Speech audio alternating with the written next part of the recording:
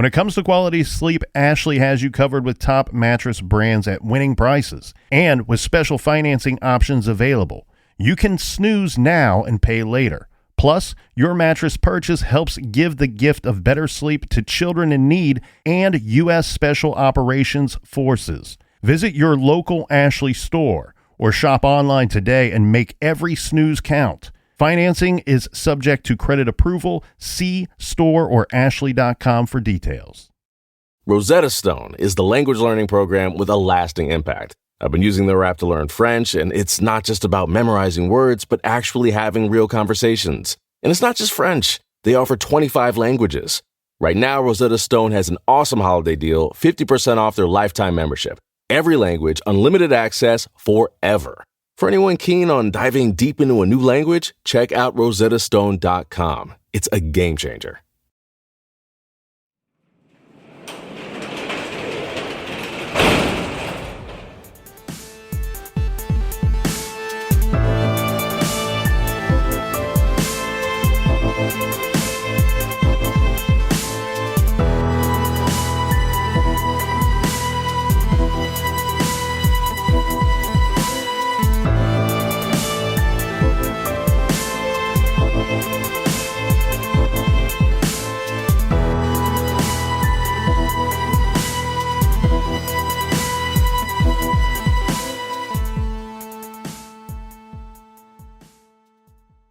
Welcome to True Crime Garage. Wherever you are, whatever you are doing, thanks for listening. I'm your host, Nick, and with me, as always, is a man who learned the facts of life from watching the facts of life. He is the Captain. Yeah, you might have had a crush on Blair or Tootie, but my money was on Edna. It's good to be seen and good to see you. Thanks for listening. Thanks for telling a friend.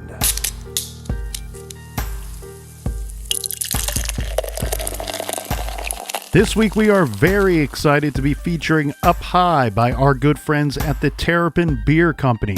This High Five California style IPA leads you down a road of pure adrenaline and beauty.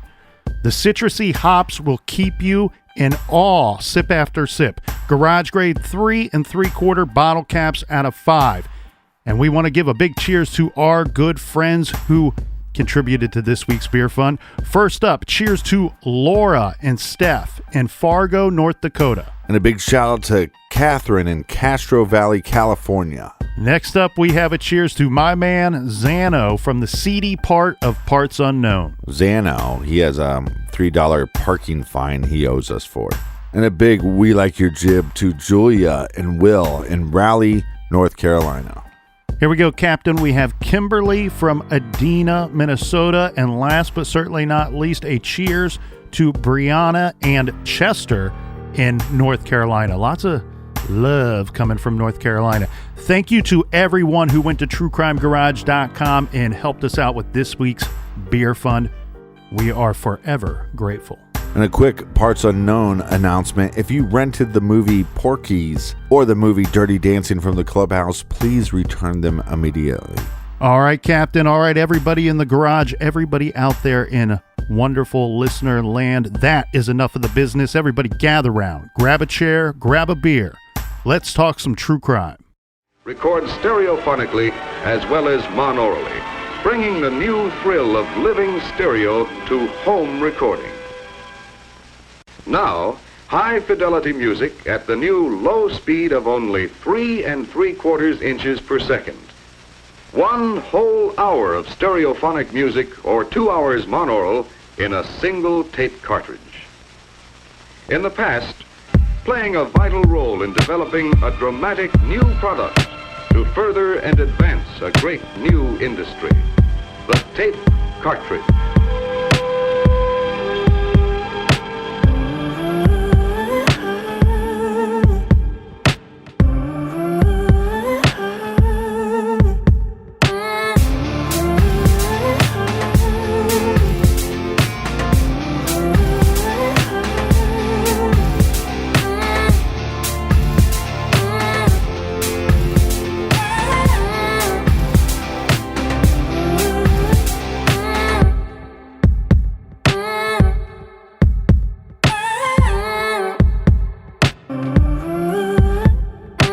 April 23rd, 1974.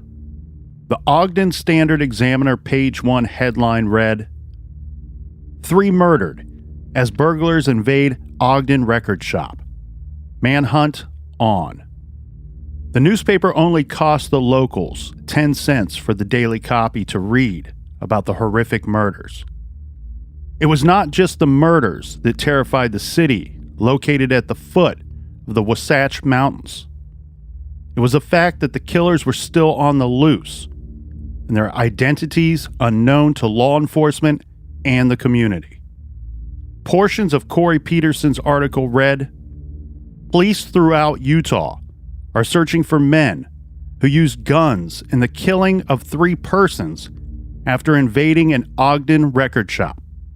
All were shot in the back of the head." The chief of detectives in the Ogden Police Department said all of his men and all officers of the newly formed tactical squad have been assigned to the case. He called the crime a continuing one, lasting several hours. The gruesome affair apparently started about 7 p.m.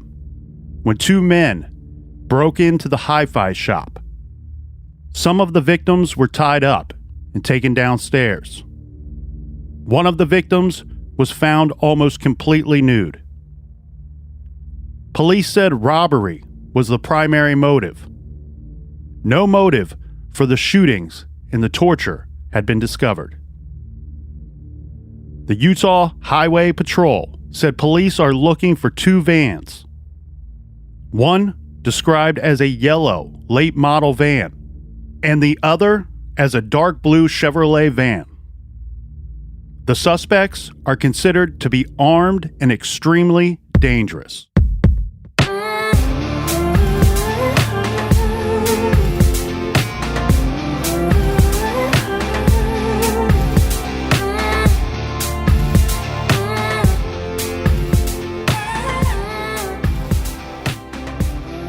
Sometime after 9 p.m. on Monday, April 22nd, 1974, police are responding to what was labeled at the time as an unknown trouble call. They found a man in very bad shape in a parking lot behind the hi-fi shop located at 2323 Washington Boulevard in Ogden, Utah. The hi-fi shop was a successful store that sold expensive stereo equipment and records. The man in the parking lot was 43-year-old Orrin Walker. Orrin said he had been shot in the back of the head and tortured by 2 men who were robbing the store. He said after the men left, he had managed to crawl from out of the basement of the store, making it all the way to the parking lot. There were other victims inside, likely all dead. Police searched the area and the store. They found no signs of the 2 assailants cited by Orrin. But the police are going to find 4 more victims in the basement of the hi-fi shop. Regarding the call to police, the story goes like this, Captain, that someone living nearby or working nearby saw Orrin in the parking lot of the hi-fi shop and saw him to be in very bad shape. They call it into the police department, and that's why the call went out as an unknown trouble call. Mm-hmm. They're responding to something going on, but they don't know what it is. Around this same time, Orrin's wife and son arrived on the scene, really just seconds before or seconds after the police. There are 2 rather conflicting stories here. The one we just told you about was from the Ogden Standard Examiner, April 23, 1974 newspaper. The next is from the Crime Classification Manual, a standard system for investigating and classifying violent crimes, a book that is the result of a 10-year project by the FBI's National Center for the Analysis of Violent Crime. There, it says that around 10:30 p.m., police responded to a call from Orrin's wife and one of his sons who went to the store when they became concerned that Orrin and their other son, this is Stanley Walker, did not come home. And this version, which both are, to be fair, both versions are repeated in other publications, but these two happen to be the ones that I chose to list here. In this version, Orrin Walker's son could hear disturbing noises coming from the basement, so he either broke down the door or broke into the shop and found his father unconscious at the foot of the basement stairs. How they were found is not really important. What is important is that they were found, and found relatively soon after the attacks. This most definitely prevented further loss of life. There were 5 victims total, with at least 4 of them being found in the basement of the hi-fi shop. 2 of the victims were dead when police arrived. 2 more were clinging to life, and Orrin was in very bad shape as said. The 3 living victims were immediately transferred to the nearest hospital. Now, just to give a quick little reference here, Captain, in 1974, about 65,000 people lived in the greater Ogden area. Our 5 victims are Michelle Ansley, Byron Courtney Nesbitt, Carol Nesbitt, Orrin Walker, and Stanley Walker. Michelle and Stanley were the 2 that were already expired by the time the police arrived. They were both shot in the back of the head and likely died instantly or very quickly. Michelle was 18 years old. She was planning on getting married in August of that same year. She was newly employed at the shop. She had only worked there for about a week or so. Stanley was 20 years old and employed at the store as well. I believe he was in more of a managerial role, or at least in that type of role that evening. He likely was in charge of closing the store that night. The terrible and just really strange thing is, and we've seen this in some other tragedies, it's been reported that the 2 that were working that night, Michelle and Stanley, were actually filling in for some other employees. Right. That we hear that a lot in cases. But this is also scary too, because even in a situation like when I used to work at a bank, you're not so worried so much about the individual coming in and passing a note saying, I want all your money. It's the takeover of the store. Mm-hmm. So at some point, this store, this hi-fi store, has been taken over by how many people we don't even know. Carol Nesbitt was alive when responders were on the scene. However, she died shortly after arriving at the hospital. Carol was shot in the back of the head, and she was 52 years old at this time. Byron Courtney Nesbitt was just 16 years old. He was shot in the head as well, in the back of the head. He survived. He was in a coma and was in the hospital for 266 days before he could go home. Now, I do want to point out before we move on that Byron and his father share the same first name, so he went by Courtney, his middle name, Courtney Nesbitt. So if you hear us call this young man Courtney, that's why we are doing that. Orrin Walker was alive and in the hospital. As said, he was 43 years old at the time of the attack, but he was alive, and actually he was in considerably better shape than Courtney Nesbitt was. He was able to tell police what went down that evening at the stereo shop. So let's talk about that attack and what we know about the robbery that took place at the hi-fi shop. Michelle and Stanley were working that night at the hi-fi shop. The attack took place just before closing time, which was 7 p.m., when 2 men entered the shop. They were armed. They tied Michelle and Stanley up, and they forced them down to the basement. And right after this, Courtney Nesbitt is going to enter the hi-fi shop. Yes, he goes in there, and the story that has always been told is that he went in there to thank Stanley, who was working at the store that day, for allowing him to park his car in their parking lot, that he had some things to do in the area. He needed somewhere to park the vehicle. Right. It was really just a nice young man going in and saying, hey, thank you for allowing me to park there that day. Unfortunately, he's unaware that the store is in the middle of a holdup during this time where the perps are inside and taking hostages. So Courtney walks in. He's very quickly controlled by the 2 men. He's led downstairs to join the other 2 captives. Then, just before 9 p.m., Orrin, Stanley's father, walks into the stereo store. He went looking for his son, as he knew the store had been closed now by this time for almost 2 hours. When Orrin walked in, he said that he saw no one, and in fact, he didn't hear anything either. He walked around for a bit, and then he got near the door that led to the basement when he was surprised by a man with a gun. The man told him to move it downstairs. When Stanley sees his father, he shouted something. This caused a bit of a commotion. Stanley was kind of like upset. He's upset that he's now seeing his father there, and he's like, "Why did you come here? Why did you come here?" This causes a commotion, which led to one of the assailants to fire 2 shots. This was not shots at the victims. This was 2 gunshots into the wall. My guess here, Captain, it's one of those situations. You see it in movies all the time. You think you're losing control of the hostages, and you're firing what is likely warning shots to let them know, hey, I'm still the one that's calling the shots here. I'm still the one that's in control. Everybody needs to settle down and let me carry on with what we're going to do here. But these shots happen while they're in the basement. But do we have any witnesses that hear these shots, like outside the hi-fi store? We don't have anybody that has. As far as I know, the only witnesses we ever have outside of the shop would be somebody nearby who said that they saw one of the victims in the parking lot, which would have been Orrin, who called in.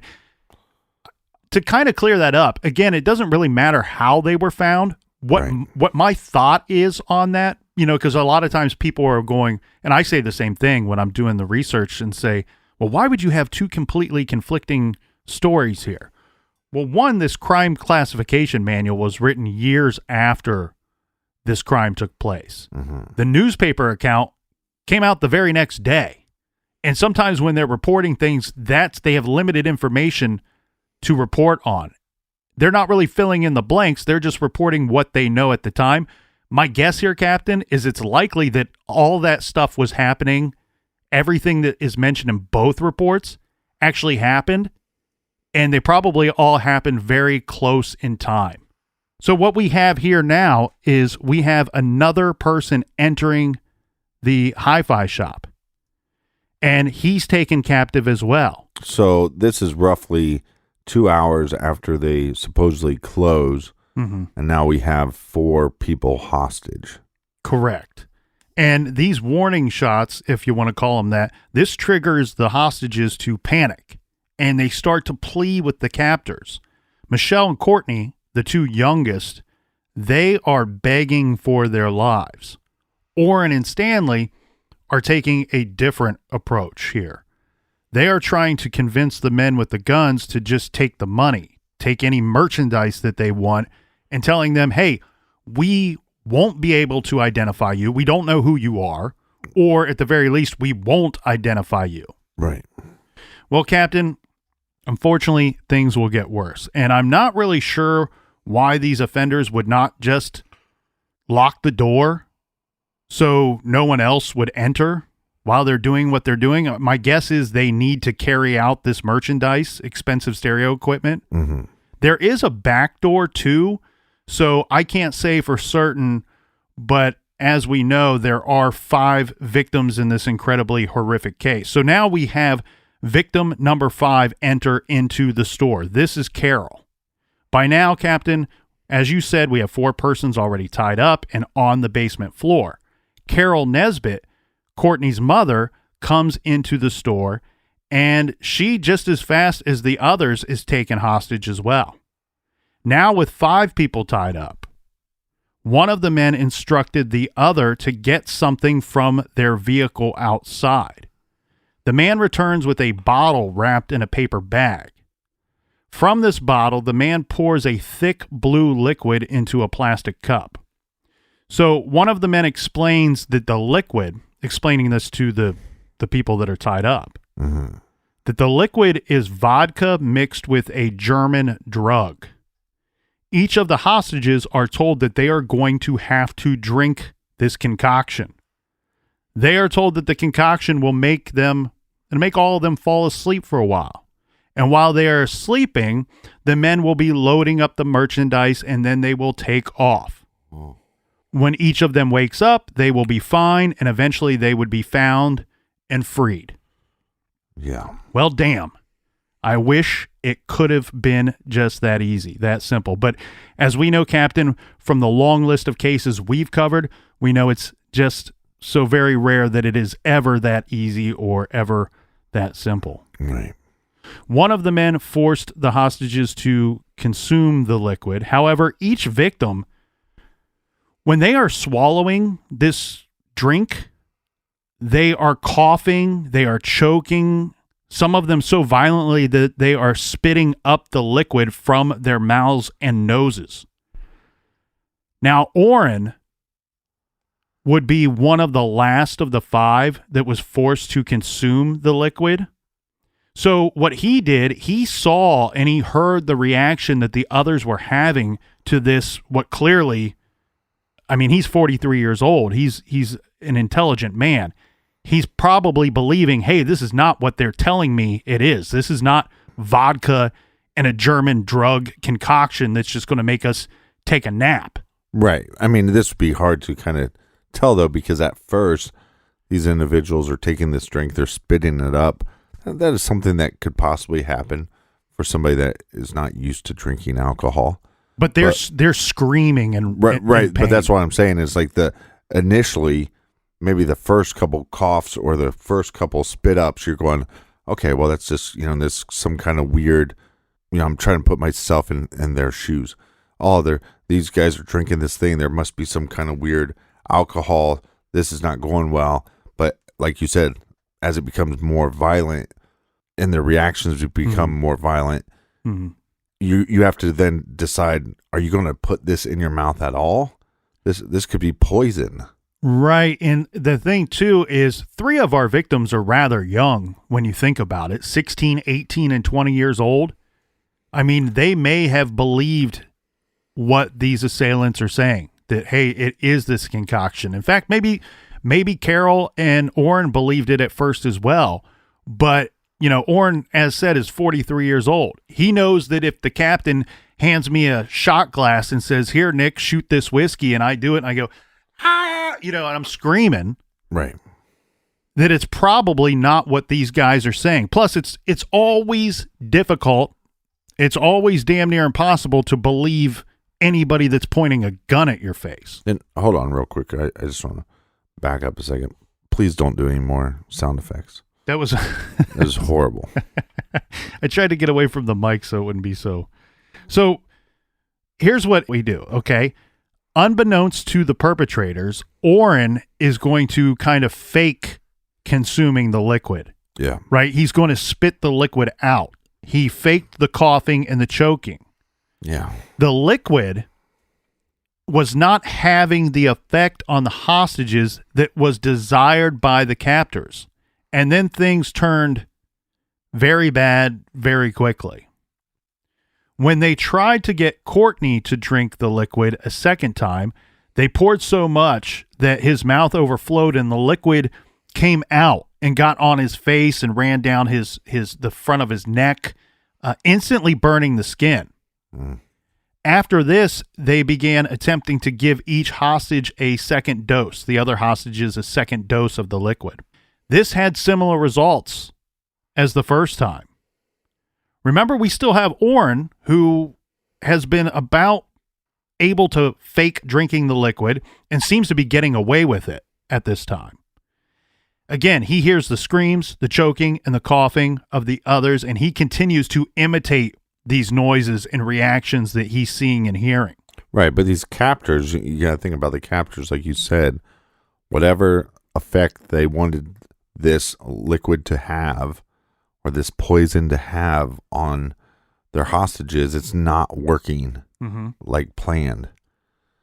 And so now they have to make a decision. What are they going to do? Well, I think that's why you see, okay, now here's the time for the double dose, the second round of this terrible blue liquid.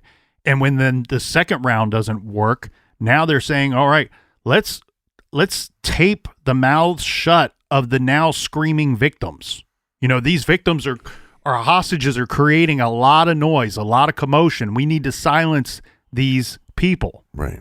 So they're going to attempt to tape the mouths shut of each one of these individuals.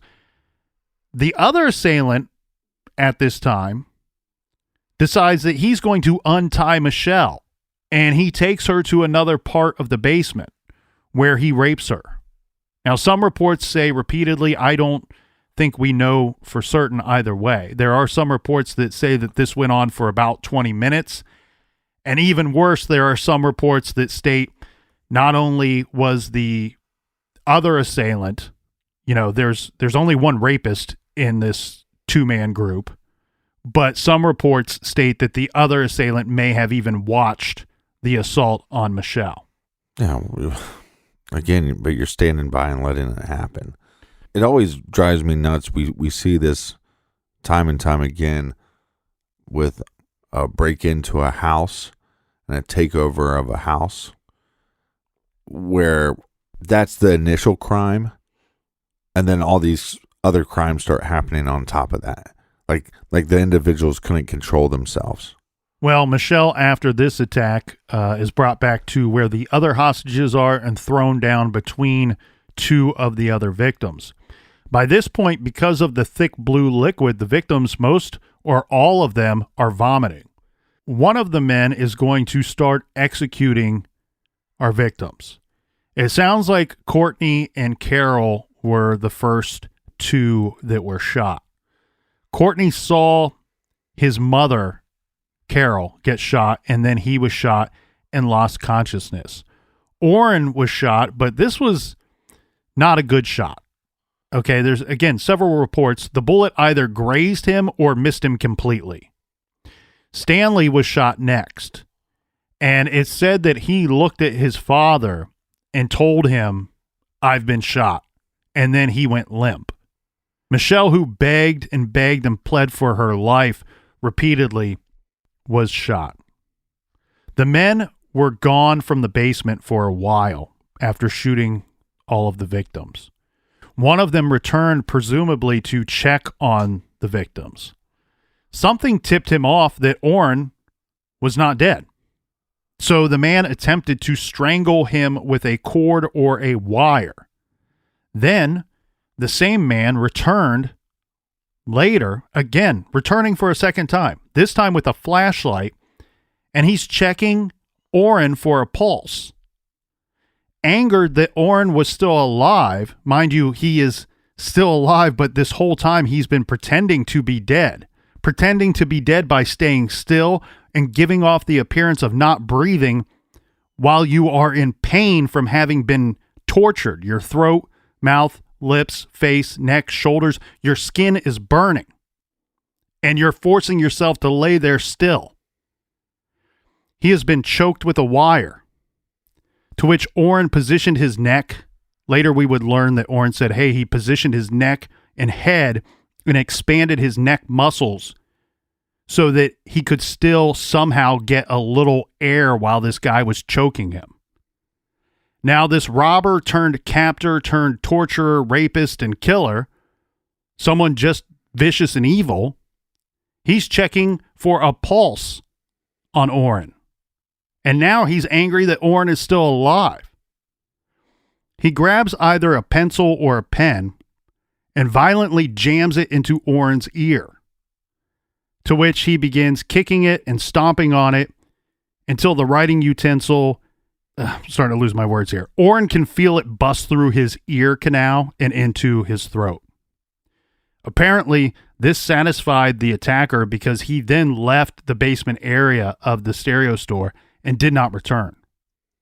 From there, Captain, we have to leave everyone with the two versions of how the victims were found. And again, my best guess is that they are both somewhat correct because both have Orrin Walker's wife and other son arriving about the same time as police.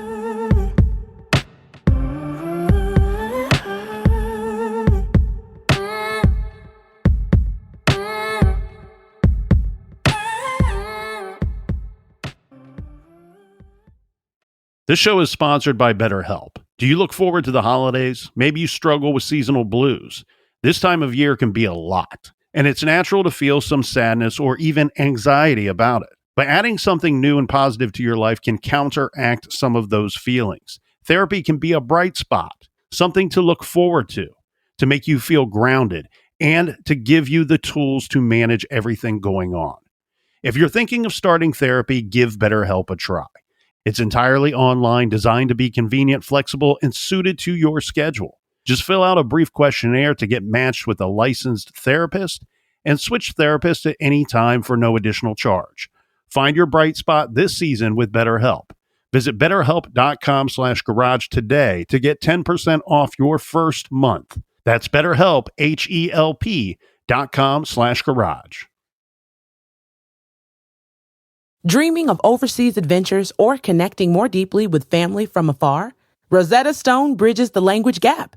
I've tried others, but Rosetta Stone's immersive lessons and voice feedback technology are game changers. Dive into 25 languages by learning intuitively, just like when you were a kid.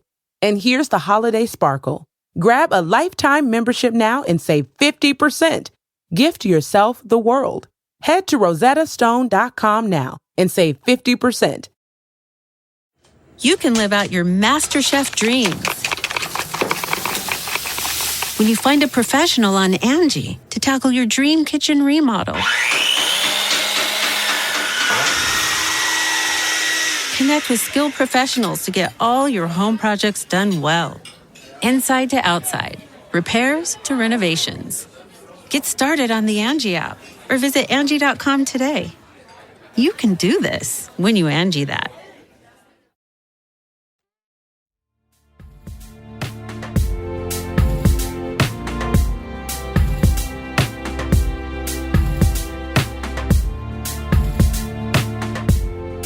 All right, we're back. Cheers, mates. Cheers to you, Captain. Cheers to everybody out there listening. Now, thankfully, because we have some survivors, unfortunately, we have 3 dead victims, but the 2 that remain alive, we have Courtney, who is in a coma, but then we also have Orrin, who is able to tell police what went down and a general description of who is responsible and who they should be looking for.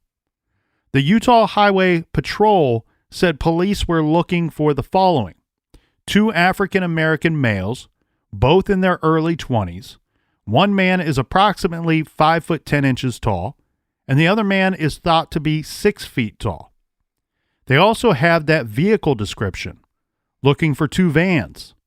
One described as a yellow late model van, and the other as a dark blue Chevrolet van. And we have a general description of the weapons used during the whole horrific ordeal as well. One of the suspects is believed to have been carrying a .22 caliber automatic pistol, and the other carrying a snub-nosed .25 caliber automatic pistol.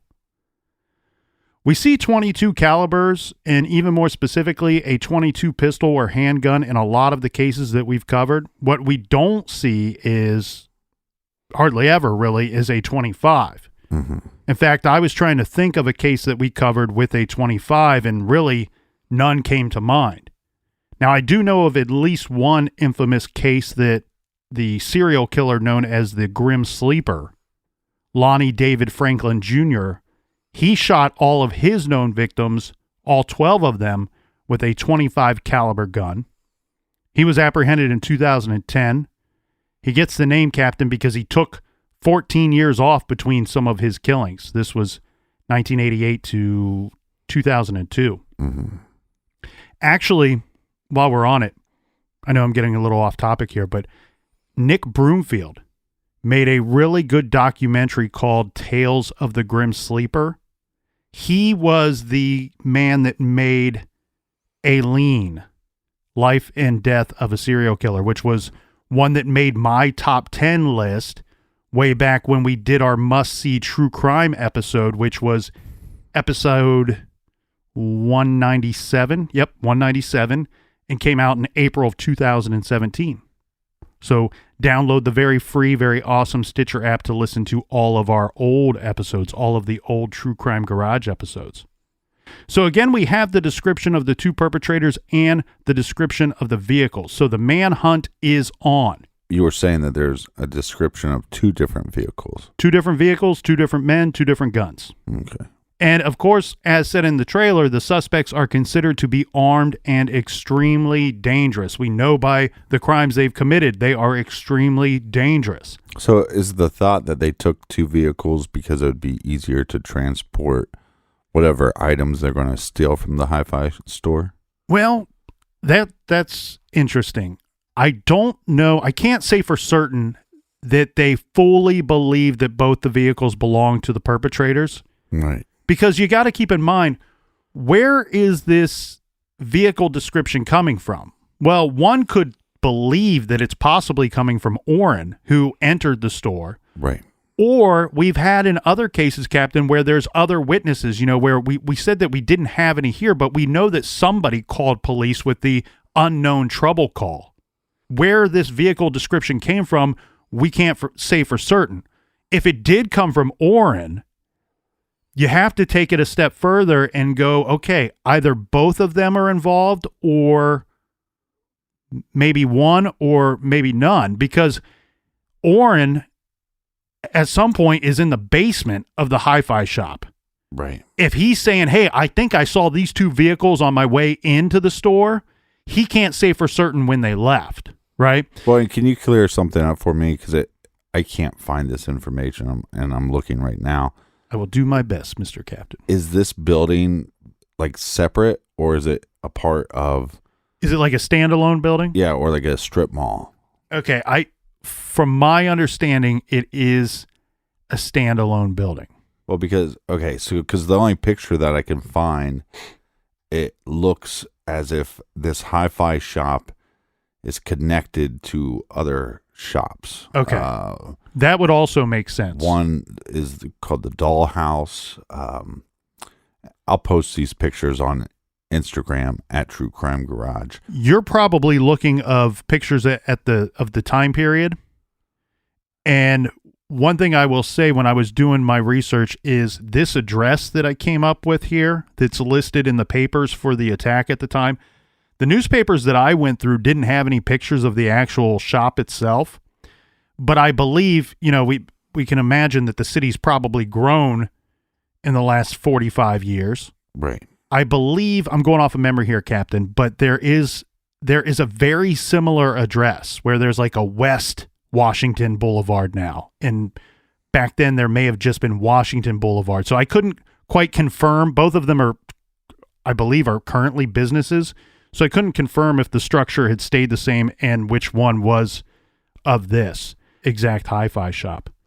But yeah, it could be more of a strip mall type situation. Again, some of the stuff that I'm finding is this is a hi-fi store, but one of the pictures that keeps coming up is a hi-fi store, or called the Hi-Fi Shop, but it's in Ann Arbor, Michigan. So they're just filling in a random picture. Yeah. To go with the story. A stock photo. Is that what they call those? Yeah, and the only reason why I'm saying that is because maybe you get, if there's a small parking lot that somebody from a different store parked there, like an employee just used that parking lot. When I used to teach at the guitar store, right, I parked in the parking lot of the building next door. So somebody would have seen my vehicle at that shop. But that doesn't mean I was in that shop. Right. No, you bring up a good point. And I think that at this time in our investigation, in the manhunt, police aren't certain exactly what kind of vehicle they're looking for. They've somehow obtained the description of these two vehicles. They're going to include both of them out to all of their other officers, out to the newspapers to get the public involved. You're going to include both, hoping that one or both were, in fact, actually involved in the commission of these crimes. Mm-hmm. But as we said in the trailer there, Captain, these suspects are considered to be armed and extremely dangerous. The State Patrol and police posted several officers on guard at the hospital because there were a lot of concerns that the men responsible, learning that two of the victims had, in fact, survived, might go to the hospital and try to finish the job, so to speak. Well, and think about if you're the responding officer. You go to the scene, there's no hostages on the main level. You now go to the basement. You find the other 4 down in the basement. 3 are shot and killed. The other one's in a coma. But on top of that, you have to have some, like you were saying, that this liquid that they drank, you were saying that it was burning the skin. And the victims were vomiting at one point. Right, so you have vomit all over the place. You have these marks that probably don't make any sense to you on their face. And on top of that, they're all executed. I mean, this would be a horrific scene to try to piece together all the puzzles of what the hell happened. Well, and some of those details were left out of the next day's paper. Mind you, they're still hunting for the perpetrators at this time. Right. Look, there's no doubt that these assailants were certainly dangerous, but they really weren't on the run, right? They were not intending on running or fleeing or, going cross state lines. Really what happened is they were intent on returning to their normal everyday lives after killing 3 people and leaving another one in critical condition, barely alive in a hospital bed. Mm-hmm. After police gave the public the description of the 2 suspects, police received a couple of tips, right? One tip was from a man at a nearby Air Force base. This is Hill Air Force Base. The man lived at the base. He was an airman and said that another airman, his name William Andrews, told him several months before that he and another airman, this is Dale S. Perry, were going to do something big someday, like a robbery. Then on a separate occasion, William Andrews told him, someday I'm going to rob the hi-fi shop, and if anyone gets in my way, I'm going to kill them. Okay. Again, if you're working with somebody that says, one day I'm going to do something big, like rob the hi-fi store, maybe you start by saying, maybe you should set your goals a little higher. Right. I mean, who knows what conversation was had after somebody says this.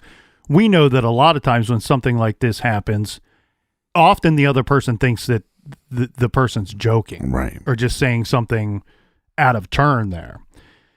So I'm going to rob the hi-fi shop, specifically references the hi-fi shop. And if anyone gets in my way, I'm going to kill them. Well, this tip, now mind you, you got to keep in mind, we don't know what this tip means at this time when it comes into the police force or to the task force.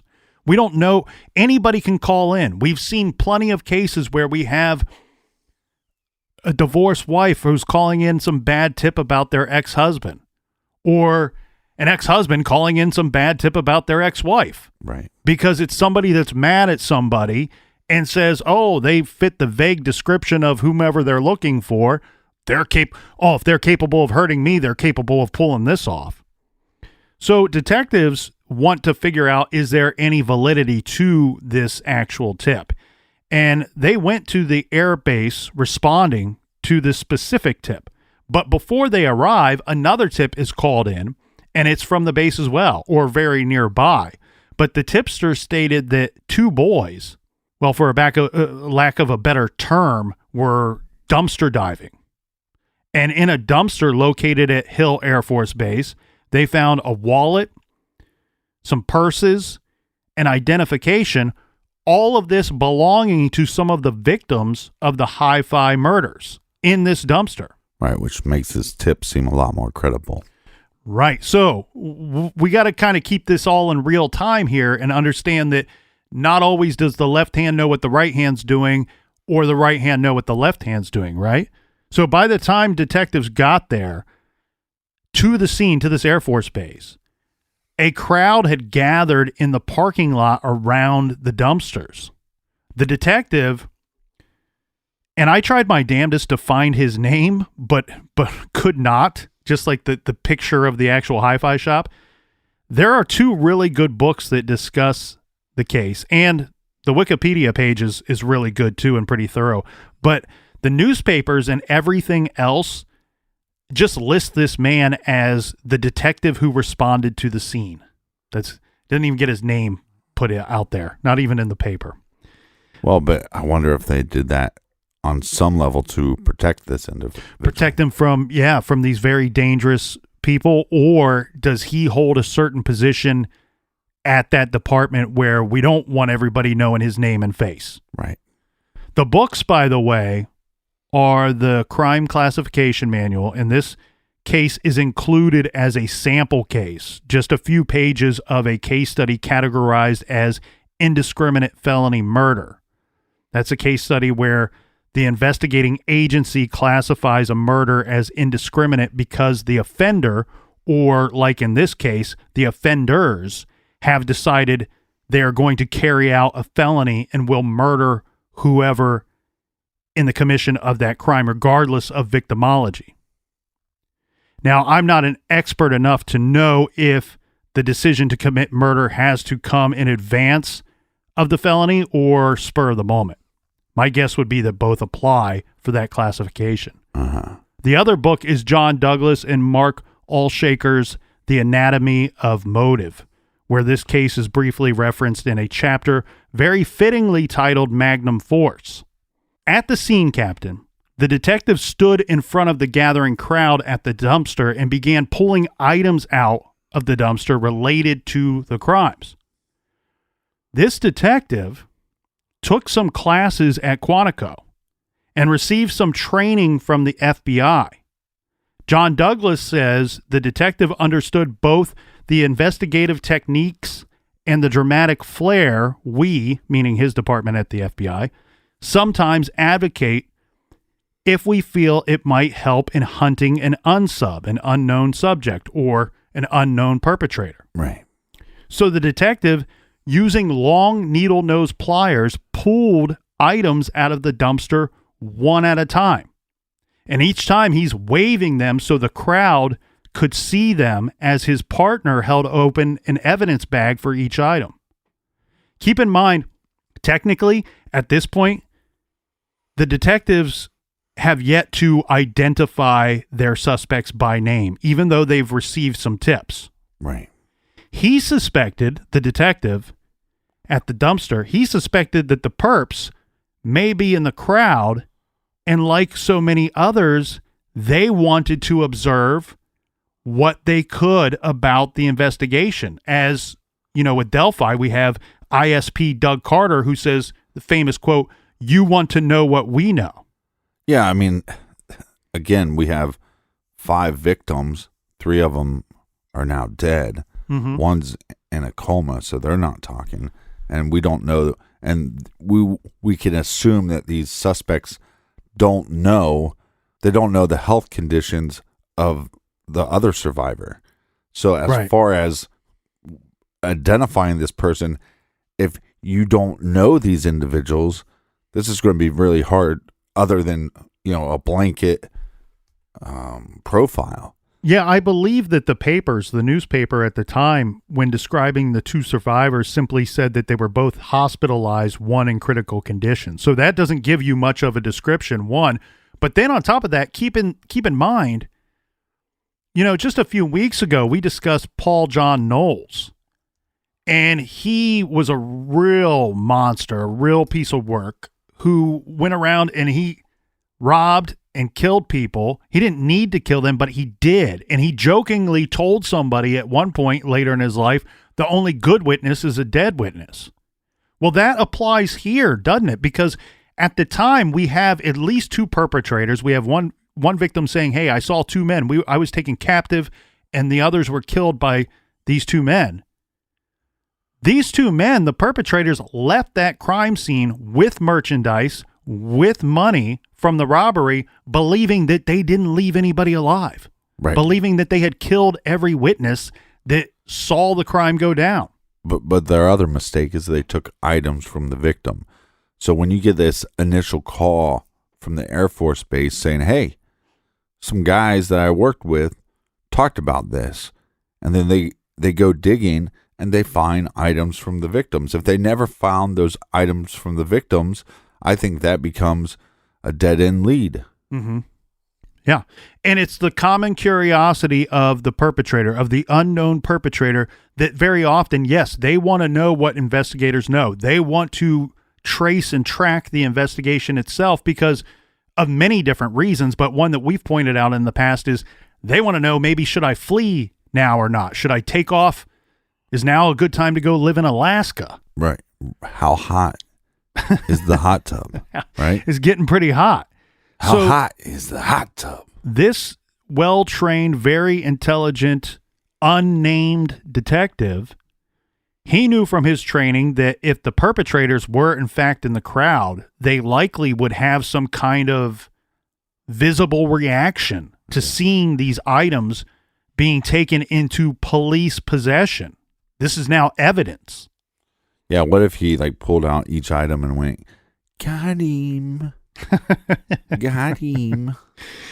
Well, the detective decided he's going to, like, he's adding flair to this. He's purposely lifting every item up so it's well visible to the crowd that's gathering. And while he's doing this, he's watching the crowd to see if there is a reaction, to which he says he spotted two men who became visibly more and more agitated each time an item was bagged and tagged by the officers. At one point, he says the two men in the crowd were pacing back and forth and sharing like these menacing looks at one another as they're seeing some of these items pulled from the dumpster. Yeah, because one of the guys is given the look of, why did we take these items, you idiot? Not only that, if you wonder, like, was it one guy's decision to dump these items in the dumpster? Right. And the other one's like, I told you that was a bad idea. Now look where we're at. Yeah. It's the hot tub and it's getting hot. Yeah, too hot in the hot tub. Police then decide, hey, let's interview these two guys that we saw becoming visibly agitated in the crowd, right? And eventually they learn the names of these men from witnesses, but also from speaking with them. The one witness who called in the information about I'm going to rob the store, this is where they learn the name of Andrews. And he is cited as being the one specifically to have told this witness, I want to rob the hi-fi shop, and if anyone gets in my way, I'm going to kill them. After police arrested the two guys from the crowd, then we have a third man who comes forward, and he turns himself into police and says, hey, I'm here to talk to you about the hi-fi shop.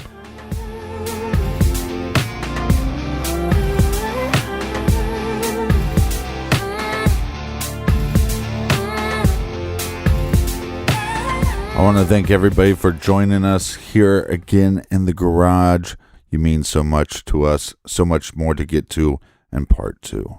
And until part 2, be good, be kind, and don't litter.